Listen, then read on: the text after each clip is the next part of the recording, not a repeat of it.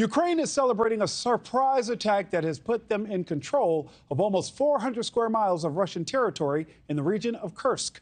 New video shows Russian troops surrendering to the Ukrainians. Some 10,000 Ukrainian troops now control at least 28 Russian settlements, forcing 200,000 people to evacuate.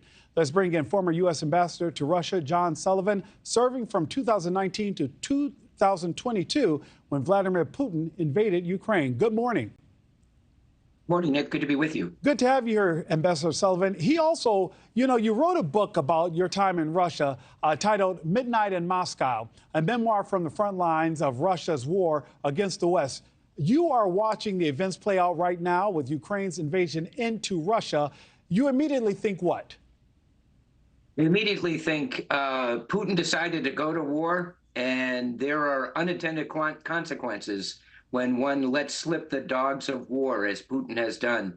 And it's coming back in a big way to hurt him and embarrass him with this invasion of Russia by the Ukrainians. And Ambassador Sullivan, with fewer troops on the Ukrainian side, correct? Correct. They found a weak spot in the Russian defenses in the Russian line and have invaded a very sensitive area that has gas facilities, a large nuclear power plant that the Russians depend on. So it's a very serious problem for Putin.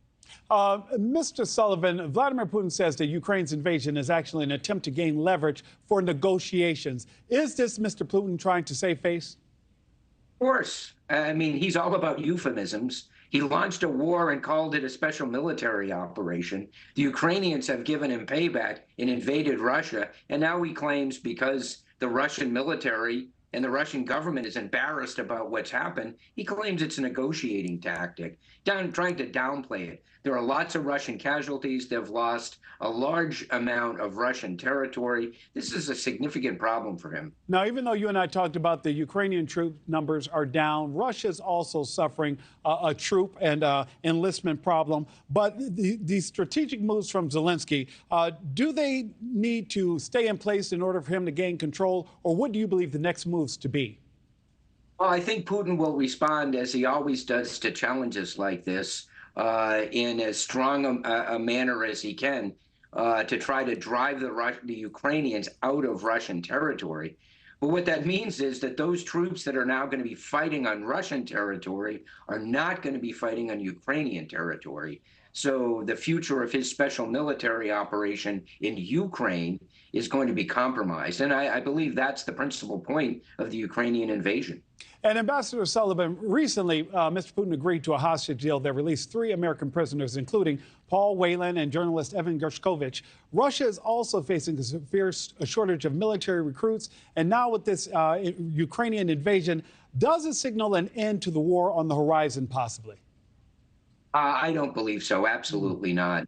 Putin is never going to compromise. He will engage in further conscription as necessary. I'll note, Nick, that those Russian troops that you see surrendering in the video, a lot of those troops in this region are conscript. These are young Russians who've been conscripted, drafted into service.